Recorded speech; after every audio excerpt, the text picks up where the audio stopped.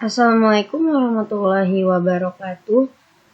Saya Rafila Dian Alimunisa dari kelas 10 MIPA 1 akan mempresentasikan tentang bab ekologi dari pelajaran biologi.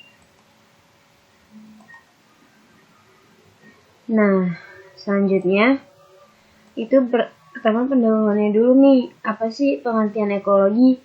Ekologi itu adalah ilmu yang mempelajari hubungan timbal balik antara makhluk hidup dan lingkungan yang tidak hidup dalam suatu ekosistem. Nah, ekosistem itu apa? Kalau ekosistem itu adalah suatu sistem di mana terjadi hubungan saling ketergantungan antara komponen-komponen di dalamnya, baik makhluk hidup maupun yang tidak hidup. Selanjutnya, kita masuk nih ke bab 1 tentang komponen ekosistem. Nah, di komponen ekosistem itu pertama ada komponen abiotik. Komponen abiotik itu apa sih? Komponen abiotik itu adalah komponen fisik dan kimiawi yang terdapat pada suatu ekosistem sebagai medium atau substrat untuk berlangsungnya suatu hidupan. Nah, biasanya juga komponen abiotik ini yang disebut dengan komponen yang tidak hidup. Contohnya adalah udara, air, tanah, garam dan mineral, sinar matahari, suhu, kelembapan, derajat keasaman, dan topografi. Nah, yang kedua juga ada komponen biotik. Komponen biotik itu meliputi seluruh makhluk hidup di dunia ini. Jadi, komponen biotik itu adalah komponen yang hidup. Nah, komponen biotik itu ada dua, yaitu komponen autotrof dan komponen heterotrof. Komponen autotrof itu organisme uniseluler maupun multiseluler yang punya klorofil dan dapat melakukan fotosintesis. Nah, komponen autotrof ini biasanya juga yang kita sebut sebagai produsen. Nah, kalau heterotrof itu dibagi jadi 5, yaitu ada konsumen primer, sekunder, tersier, dekomposer, dan detritivor kan. Nah, untuk konsumen primer ini, itu biasanya binatang herbivora yang memakan tumbuh-tumbuhan. Untuk konsumen sekunder adalah karnivora yang memakan hewan herbivora. Konsumen tersier adalah hewan karnivora yang memakan karnivora lain. Dan dekomposer merupakan mikroorganisme untuk mengurai zat sisa. Contohnya tuh seperti bakteri dan jamur. Kalau detritivor itu adalah organisme yang memakan serpihan tumbuhan atau hewan yang sudah mati. Contohnya misalnya kita lihat seperti cacing, keluing. Oke, lanjut. Selanjutnya kita mempelajari interaksi antar komponen ekosistem. Nah, interaksi antar komponen ekosistem ini bisa antara komponen biotik dengan komponen biotik lainnya ataupun komponen biotik dengan komponen abiotik. Contoh-contohnya pertama ada netralisme. Netralisme itu adalah interaksi antara dua atau lebih spesies yang masing-masing tidak terpengaruh oleh adanya asosiasi. Jadi netralisme ini tidak ada yang diuntungkan dan tidak ada yang dirugikan. Kedua, ada kompetisi atau persaingan, yang merupakan interaksi antara dua atau lebih spesies yang saling menghalangi karena mereka memiliki kebutuhan yang sama. Nah, kompetisi ini juga ada dua bagian nih. Ada kompetisi intraspesifik, persaingan yang merupakan spesies sama, dan interspesifik, persaingan antara spesies yang berbeda. Ketiga, ada komensalisme. Komensalisme itu merupakan interaksi antar organisme atau spesies yang salah satu pihaknya untung, sementara pihak lain itu tidak terpengaruh. Contohnya kalau bisa kalian lihat ada di pohon dan ada anggreknya. Yang keempat, ada amensalisme, yang merupakan interaksi antara dua spesies atau lebih yang berakibat salah satu pihak dirugikan, sedangkan pihak yang lainnya tidak terpengaruh oleh adanya asosiasi atau tidak berakibat apa-apa. Lalu selanjutnya yang kelima ada parasitisme. Parasitisme itu merupakan contoh misalnya antara kutu dan manusia, yaitu interaksi antara dua spesies atau lebih yang berakibat salah satu pihak dirugikan, sedangkan pihak yang lain tuh diuntungkan. Yang keenam ada predasi atau pemangsaan, merupakan interaksi makan dan memakan antar organisme. Biasanya predatornya lebih besar daripada mangsanya. Lalu yang ketujuh ada protokoperasi, yaitu interaksi antar dua spesies atau lebih yang saling memperoleh keuntungan. Hanya saja bukan merupakan sebuah keharusan. Misalnya burung jalak dan kerbau. Mereka saling menguntungkan, tetapi burung jalak itu sumber makanannya bukan hanya dari kutu punggungnya kerbau, tetapi dia bisa makan makanan lain juga. Makanya interaksi tersebut bukan merupakan sebuah keharusan.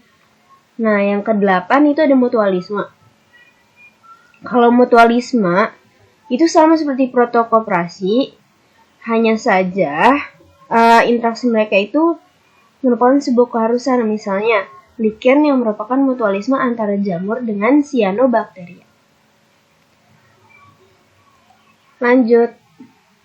Kita lanjut ke subbab 3. Aliran energi. Apa sih energi itu? Energi adalah kemampuan untuk melakukan kerja.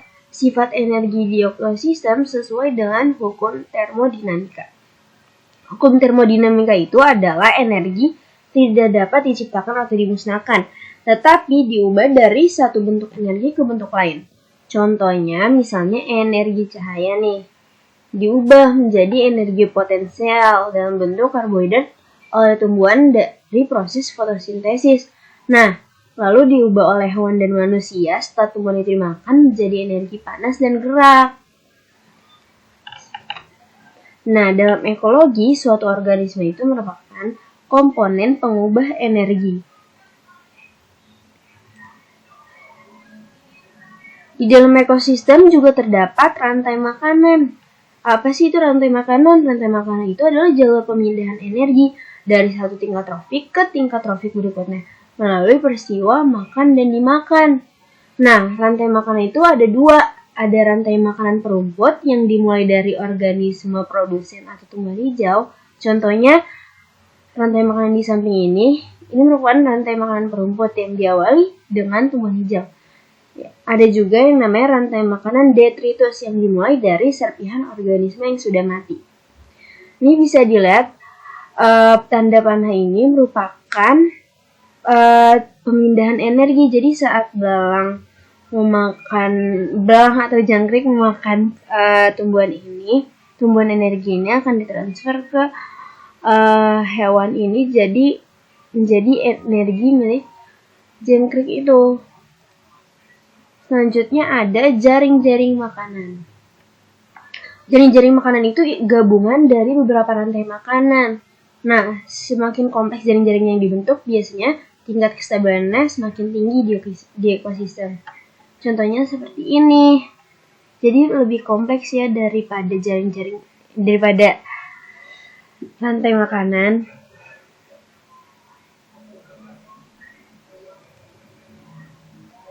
Nah, masuk deh ke subbab keempat, piramida ekologi. Piramida ekologi itu adalah susunan tingkat trofik secara berurutan menurut rantai makanan atau jaring-jaring makanan dalam ekosistem. Piramida ekologi sendiri itu juga dibagi ada 3. Pertama nih, ada piramida jumlah. Piramida ini menunjukkan jumlah organisme pada tiap tingkatan trofik. Contohnya seperti ini. Paling banyak kan produsennya ada 1000, maka dia letaknya paling bawah. Makin ke atas semakin sedikit sehingga membentuk sebuah piramida ekologi atau ekosistem. Lalu ada piramida biomasa. Piramida ini menggambarkan berat atau massa kering total organisme hidup dari masing-masing tingkat trofiknya pada suatu ekosistem dalam kurun waktu tertentu. Nah, piramida biomasa dari lingkungan perairan sama lingkungan daratan itu biasanya beda. Pada lingkungan perairan, produsen itu berat atau masanya itu lebih kecil daripada karnivoranya, sehingga kuncupnya terbalik. Bisa dilihat dari sini. Kalau untuk daratan, produsen lebih banyak sehingga lebih berat juga. Jadi jangan lupa ini digambarkan karena berat atau massa. Selanjutnya ada piramida energi. Piramida ini menggambarkan terjadinya penurunan energi pada setiap tingkatan trofik. Contohnya seperti ini. Semakin lama energinya semakin kecil. Nah, piramida energi ini dibilang piramida yang paling efektif digunakan. Selanjutnya kita masuk ke sebab kelima, ada produktivitas. Adalah hasil aktivitas metabolisme organisme berupa tumbuhan, penambahan dan penimbunan biomassa dalam periode tertentu. Produktivitas dibagi dua menjadi produktivitas primer dan sekunder. Nah, produktivitas primer itu kecepatan pengubahan energi radiasi matahari melalui aktivitas fotosintesis dan kemosintesis oleh produsen menjadi energi kimia dalam bentuk bahan organik. Jadi, produktivitas primer itu untuk produsen. Produktivitas primer juga dibagi dua, ada bersih dan kotor. Kalau bersih itu primer kotor dikurang respirasi, sedangkan produktivitas primer kotor merupakan total materi organik yang dihasilkan dari proses fotosintesis. Nah, kalau produktivitas sekunder itu merupakan kecepatan penyimpanan energi oleh organisme tingkat konsumen. Jadi primer itu produsen, sekunder itu untuk konsumen. Lalu kita masuk ke subbab 6, yaitu daur biogeokimia. Daur biogeokimia adalah peredaran unsur-unsur kimia dari lingkungan melalui komponen biotik dan kembali lagi ke lingkungan. Pertama itu jadi daur biogeokimia itu ada 3 bagian. Ada yang di udara, ada yang di air, dan ada juga yang padat atau di tanah. Jadi dua ini, daur karbon dan nitrogen, itu merupakan daur gas. Daur karbon ini merupakan karbon dioksida. Bisa kita lihat di sini merupakan daurnya.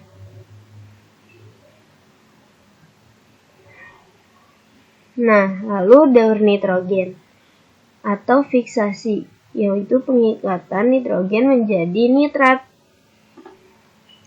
Bisa kita lihat di sini daurnya. Nah, karbon sendiri itu sangat penting bagi tumbuhan. Karbon dioksida itu sangat penting untuk proses fotosintesis. Selain itu juga ion bikarbonat merupakan sumber bagi organisme perairan. Organisme moluska bercangkang membuat bahan cangkang kalsium karbonat dan memanfaatkan kalsium yang larut dalam air. Nih, jadi ada juga karbon dioksida yang larut dalam air, jadi bikarbonat dan karbonat. Nanti bakal ada terjadi pengendapan juga yang membantu organisme moluska tersebut. Sementara nitrogen juga penting bagi tumbuhan. Selanjutnya, nah ini yang air, cuman hanya satu sih, daur air doang. Nah, aliran air itu terjadi melalui proses fisik. Air sangat berperan dalam kehidupan. Bisa kita lihat nih, proses-prosesnya daur air. Di sini ada beberapa bahasa, misalnya presipitasi yang berarti itu hujan. Ini lalu turun, diserap oleh tumbuhan. Pada saat tertentu nanti akan terjadi transpirasi. Airnya itu menguap dari tumbuhan, air yang dikeluarkan oleh tumbuhan tersebut itu naik, menguap. Nah, air dari hasil presipitasi ini selain diserap oleh akar tumbuhan juga terjadi infiltrasi, yaitu masuk ke dalam tanah, jadi air dalam tanah, maupun jadi sebuah danau ataupun laut. Nah, pada saat tertentu terjadi evaporasi, penguapan dari danau atau air laut membentuk awan-awan nih. Nah, biasanya untuk terjadi presipitasi ini, kalau awan sudah terkena angin dingin, nanti dia terjadi kondensasi, terjadi bentuk-bentuk air, dan terjadi presipitasi. Hingga lanjut ke sini-sini. Selanjutnya, ini adalah daur yang padat. Daur fosfor dan daur belerang. Fosfor dalam makhluk hidup biasanya berfungsi untuk menyimpan dan memindahkan energi, membentuk asam nukleat, dan membantu respirasi. Ini contoh siklus fosfor.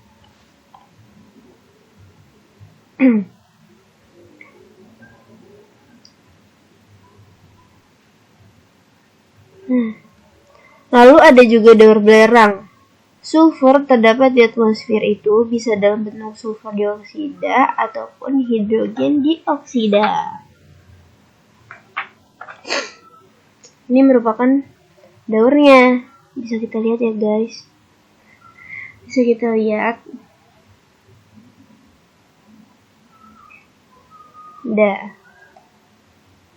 Nah, sekarang tidak terasa kita sudah di subbab terakhir, yaitu dinamika komunitas.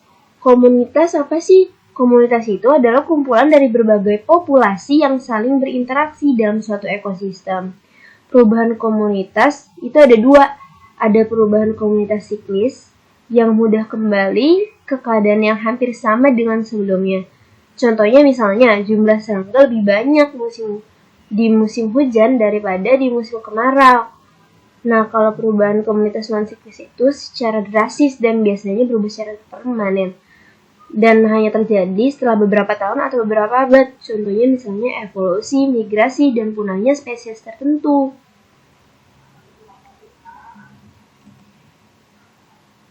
Nah, yang terakhir, suksesi. Suksesi apa sih? Suksesi itu adalah proses perubahan komunitas yang berlangsung lambat dan teratur dalam kurun waktu yang lama, menuju satu arah sehingga terbentuk komunitas yang lebih kompleks. Nah, jadi suksesi ini ada suksesi primer, ada suksesi sekunder. Suksesi primer itu terjadi pada lahan yang tidak bervegetasi atau pernah mengalami gangguan berat, sehingga hilang total dan tidak tersisa vegetasi tersebut di dalam kehidupan ini. Nah, gangguannya itu bisa dapat berupa gunung berapi yang parah, tanah longsor, banjir, dan lain sebagainya. Nah, substrat atau habitat baru yang terbentuk akibat gangguan berat tersebut kemudian berangsur-angsur mengalami perkembangan ke arah terbentuknya komunitas yang baru yang lebih kompleks, hingga mencapai komunitas klimaks yang memiliki keseimbangan lingkungan yang dinamis. Misalnya ini nih, karena suatu bencana misalnya gunung berapi, semuanya gersang. Nah, nanti dalam kurun waktu yang lama dari hasil-hasil gunung berapi itu akan membentuk vegetasi baru seperti ini, seperti gambar di samping. Nah, yang kedua juga ada suksesi sekunder. Lahan yang telah bervegetasi sempurna mengalami kerusakan tetapi tidak menghilangkan komunitas asal secara total. Biasanya suksesi sekunder berasal dari habitat sendiri dan sebagian dari luar. Nah, kalau sekunder ini nggak benar-benar hilang. Nah, dia tumbuh lagi tetapi tumbuhan itu dari habitat yang sama. Kalau suksesi primer benar-benar vegetasi tersebut berganti karena memang total hilang.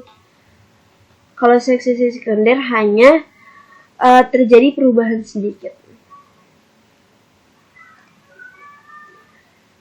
Nah, sepertinya sudah selesai petualangan kita pada subbab atau pada bab ekologi.